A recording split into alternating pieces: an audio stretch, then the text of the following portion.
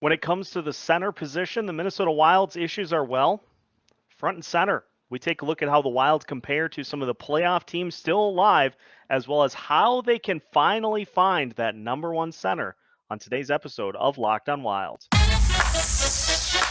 You're Locked on Wild, your daily podcast on the Minnesota Wild. Part of the Locked On Podcast Network, your team every day.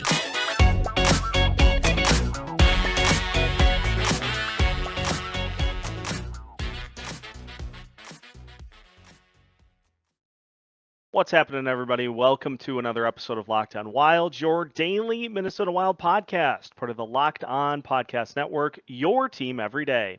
Thanks for making Locked on Wild your first listen each and every day. Make sure you subscribe on YouTube and your favorite podcast platform so you don't miss out on any of our new episodes throughout the week. On today's episode of Locked on Wild, we talk centers as we look at what let the Minnesota Wild down at the center position in their first round loss to the Dallas Stars. We'll also take a look at some potential options for the Wild to look at once their salary cap is a little more free. And we'll take a look at some of the other teams in the playoffs and their center depth as well. My name is Seth Topal, your daily Minnesota Wild insider. And as you can see, dealing with some computer issues at the moment. And so recording in the office, but hope to have that fixed sometime next week. We're doing the best we can until that point. And I found it interesting. You look at the Dallas Stars, who have taken a 3-2 lead over the Seattle Kraken. And one of the things that, if we go back to the series against the Minnesota Wild in round one of the areas that seemed to let the Wild down was their depth at the center position. This is not a new problem for this franchise. It's something that they have dealt with ever since Mikko Koivu was drafted and put into the that top spot, that 1C. I'll say right off the bat, Mikko Koivu was a great player who I think put up some stats based off the longevity of his career. He was not a 1C. He was not a 1C. You look at the guys in the playoffs right now. Connor McDavid. You had Nathan MacKinnon for the Avalanche. You have Joe Pavelski for the Dallas Stars. There are a lot of guys that pass that 1C smell test and that eye test that the Wild just are not able to match up with. No Joel Eriksson Ek against the Stars. And so your center depth for that series was Ryan Hartman as the 1C, Freddie Gaudreau as the 2C. Then you had Sam Steele in there as well. And you follow that up as well with Connor Dewar. Those are your 4 centers. Those guys, if we really get down to it, are probably better suited in middle or bottom 6 roles as centers than in the top part of the lineup. And it's not to say that they're not good players. I like Freddie Gaudreau. I think he has a lot of value in the correct role, which is more of a bottom 6 guy, probably ideally a third line center for a team that is really seriously contending for a playoff spot. Joel Eriksson Ek as well. I like Joel Eriksson Ek a lot. I think his game, as it continues to improve, leads us to getting closer to finding that number one center, but still not quite being able to get to that point at this point in his career. But he also is more of a 2C. He's more of a middle 6 guy as in terms of a center. Ryan Hartman as well has had some prolific goal scoring seasons, had a great one last year, didn't quite measure up to that this year, but again, not a 1C. And so the Wild have continued to kind of dance around this issue by trying to fill with other guys that have been able to produce with Kirill Kaprizov and Matt Zuccarello on that top line, but you see it when you go up against those teams. The teams with the better centers usually end up having a much bigger impact in the series. And the stars, I mean, you go up and down the list. You got Pavelski, you got Rupe Hintz. And when Pavelski was out in the series against the Wild, as we talked about with Kevin Gorg after a couple of those games, when Pavelski was out, the Stars were able to replace him with Tyler Seguin if they needed somebody to step in at center. And so not only is it having those guys that really pass the test, the eye test, the smell test, the stats test, not only is it having those guys at the top, but it's also having those guys up and down the lineup that can really help you out. And I think Colorado is a really good example this season. They still obviously have one of the best players in the league in Nathan MacKinnon in that top spot, that 1C. But losing Nazem Kadri just really hurt their depth this year. And you go from having Kadri as your 2C to then having other guys that are trying to fill into that spot. And so having those clearly defined top guys is something that the Wild are continuing to try to chase and are continuing to not really, they're finding placeholders, but they're not finding the ultimate solution for that issue. And it's a difficult thing. Bill Guerin has said it himself. 1Cs don't grow on trees, and he's right. It's a difficult problem to try to solve, but for this team, it's going to be one that they are going to have to eventually find. And whether that be in 2 years when the Parise and Suter cap hits drop to buyout stage and are under $1 million apiece, there are some names on the free agent market that we'll talk about to end the show today. There are some names that you can throw some money at, but as we'll also talk about, they may not be there. They may not be on the open market in 2 years once that opportunity presents itself. So the quest for the 1C is something that the Wilds have been chasing for a long time, and that they are going to have to eventually hit on. They're going to eventually have to hit a home run on somebody. Now, there is a player in the Wild system right now that the hope is he can be a top 6 guy and can help in that quest for a pursuit of a top line center. So we'll talk a little bit about Marco Rossi as well as other options in the system as we continue today's episode of Locked On Wild after this. For a championship team, it's all about making sure every player is a perfect fit. It's the same when it comes to your vehicle. Every part needs to fit just right.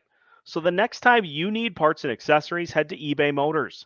With eBay Guaranteed Fit, you can be sure every part you need fits right the first time around.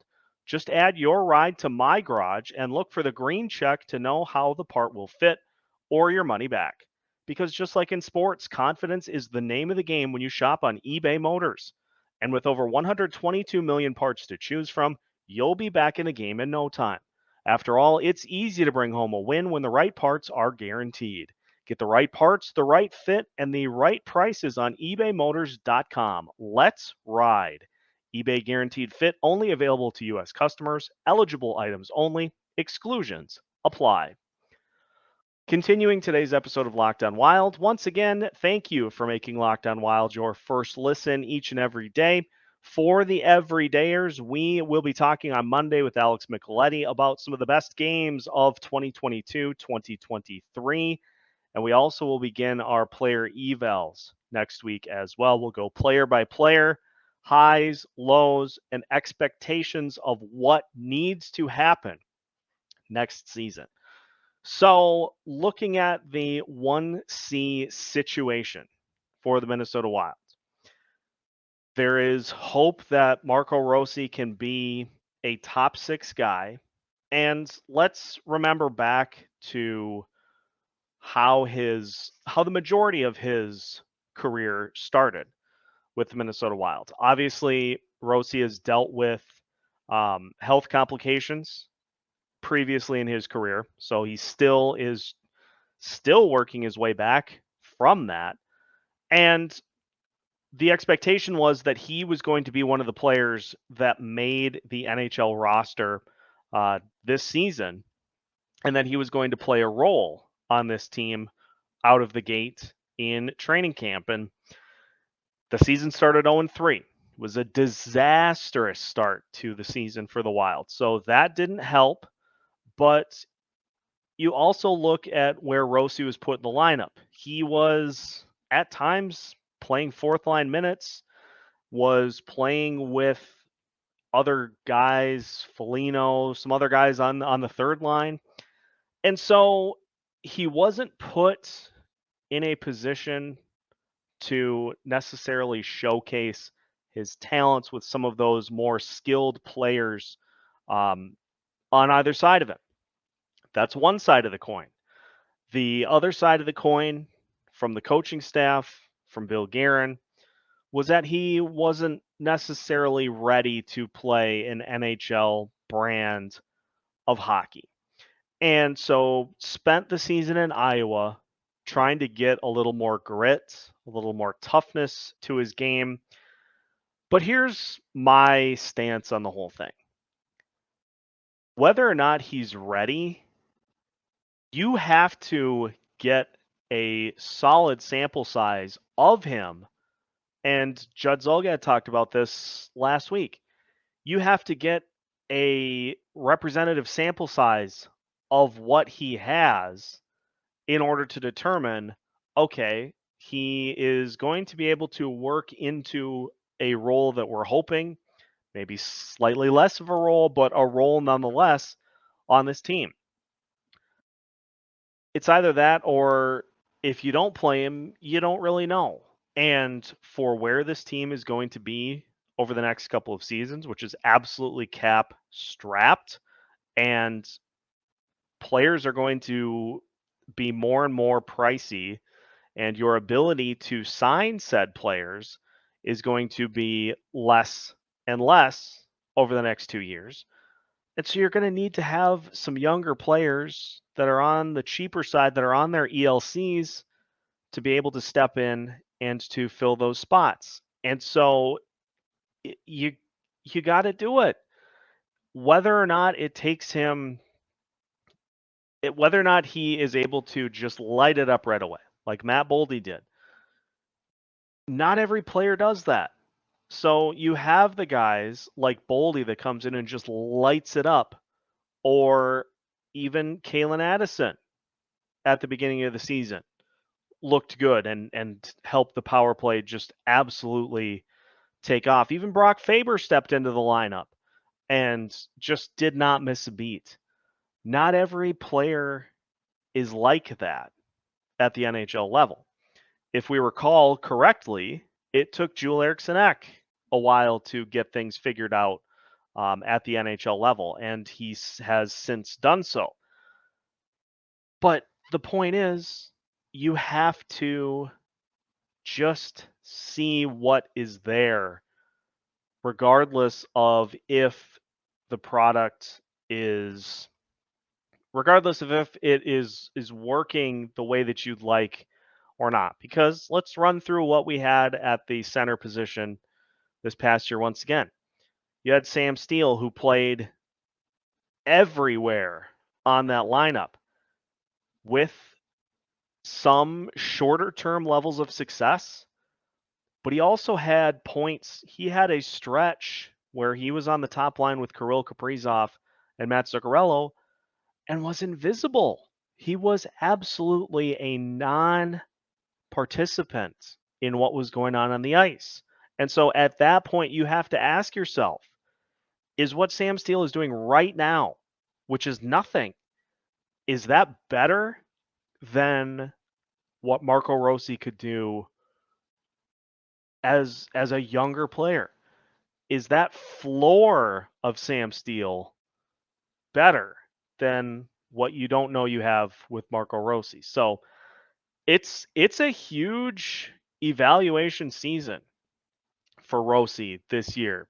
And it's just going to be something that Dean Evason is going to have to do, regardless of his preference for guys like Freddie Gaudreau or Sam Steele. At some point, you have to allow young players to get into the lineup and to just learn how to do it. And if it turns out if Rossi plays for a majority of the season or a solid portion of the season and it isn't working, okay, then that's one thing. But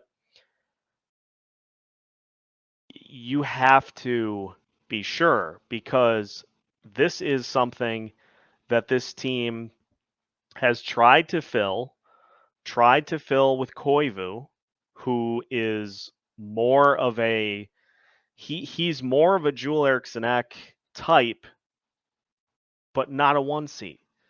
They had Eric Stahl way later in his career to try to fill that spot. They've had a ton of guys that the Wild have tried to, throughout their history, put into that 1C spot. And it's either kind of a bridge guy, a Band-Aid.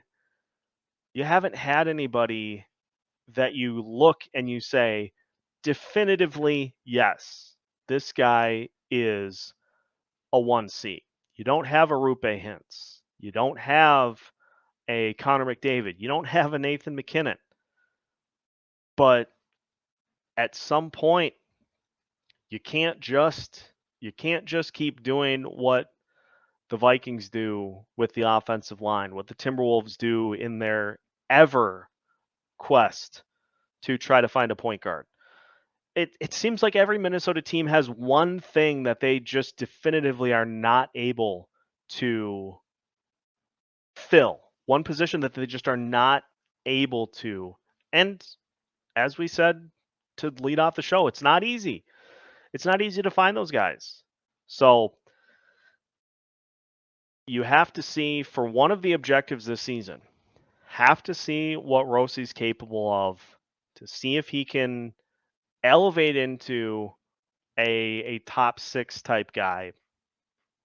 If not, then that's just another attempt, another try that didn't work. Now, there are some names on the free agent market for 2025-2026. So if the quest for a 1C continues to that point, there are a few names the Wild could consider.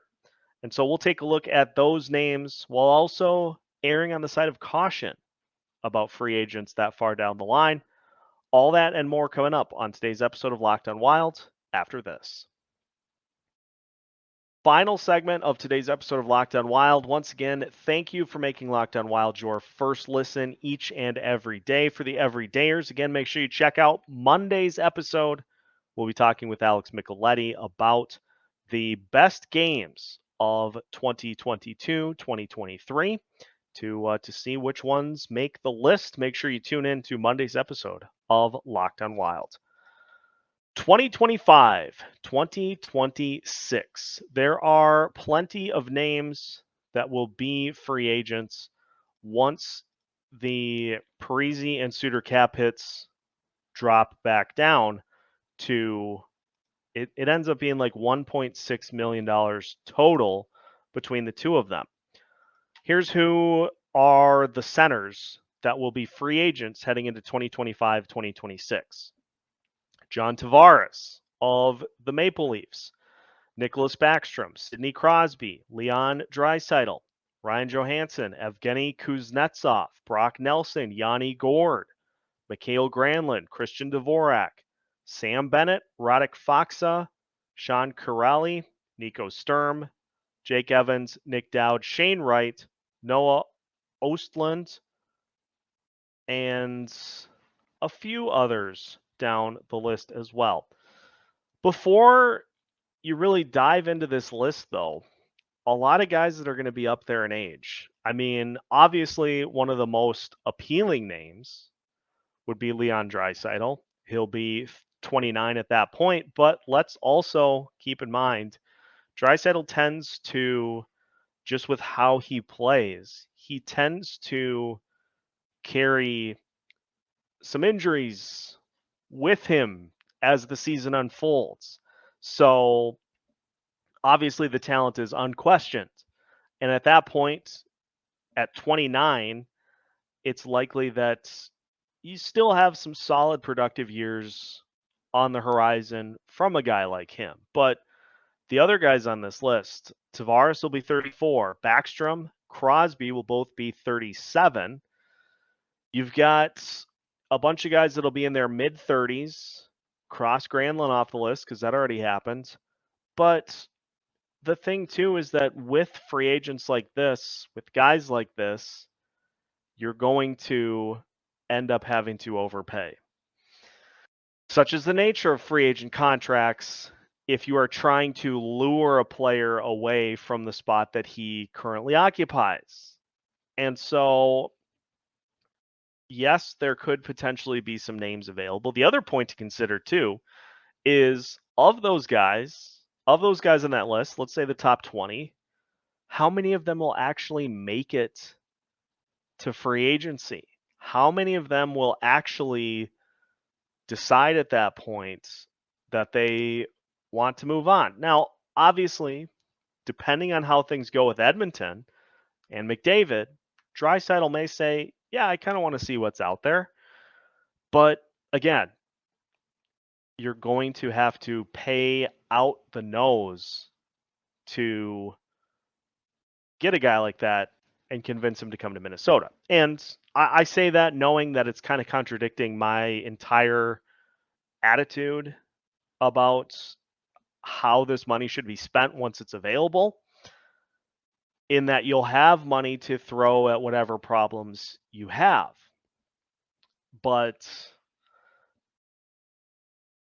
you're going to end up having to get into a bidding war. Draisaitl is an $8.5 million player per year right now. If he throws together a couple more 50-goal seasons, you're going to be north of 10 for him, while also trying to put something together for Kirill Kaprizov so that he sticks around. So at that point, then you got two $10 million players per year, plus a couple of $7 million per year defensemen. You've got, all of a sudden, you're kind of going and doing what you had previously done, where you take huge globs of money and you throw it at a couple of primetime names to try to come in and lead you to where you want to go. We already saw that play out. So the big thing, the big opportunity, I think, to get something put together is going to have to be through the trade market. And what that entails is obviously trying to look around the league and see if there's somebody that has a center that they're just not willing to pay, or has somebody that they're not 100% sold on that they look to move on from. Bill Guerin has been aggressive in playing the trade market throughout his tenure as Wild GM. It led to Philip Gustafson. It led to Jake Middleton. So he has done a good job of being able to find guys to come in and fill spots that we don't necessarily know a lot about. But back to it, we're talking about onesies here. We're talking about top line centers, premier centers, and the cost to acquire such players is also very high. And so if you can't do it there, if you can't necessarily do it in free agency, there's one other option: the draft. And this is my final point today. This is another part of the equation, part of the puzzle that I think kind of gets lost, is nobody has the stomach for a rebuild. I get that. Owners don't want to see a rebuild because then that means that it's less likely that people will come to watch the product. There's also the possibility that a rebuild misses, and then you're stuck in a further rebuild. Ask Anaheim how that's gone. Ask Arizona how that's gone. Now, the comeback there is, well, you've got some pretty good players that those teams have acquired. Chicago, just now in the draft, in the lottery, getting the number 1 overall pick, which will give them Connor Bedard. But if the whole point of this, if you're not going to be able to sign somebody that fits that profile, if the cost is too prohibitive to trade for somebody that is a 1C, then at that point you're left with one option. You got to draft and develop one. And so it's an elusive position. It's a unicorn in Minnesota Wild terms. It's a unicorn to try to find a 1C, but if this team's going to really get to where they want to go, that is a position that it seems more and more evident that you have to have. That will do it for today's episode of Locked on Wild. If this is your first time listening to Locked on Wild, we welcome you in and hope that you stick around. Make sure you follow us on YouTube and your favorite podcast platforms. If you're an everydayer, you listen every single day of the week. Thank you for tuning in. We will catch you on Monday.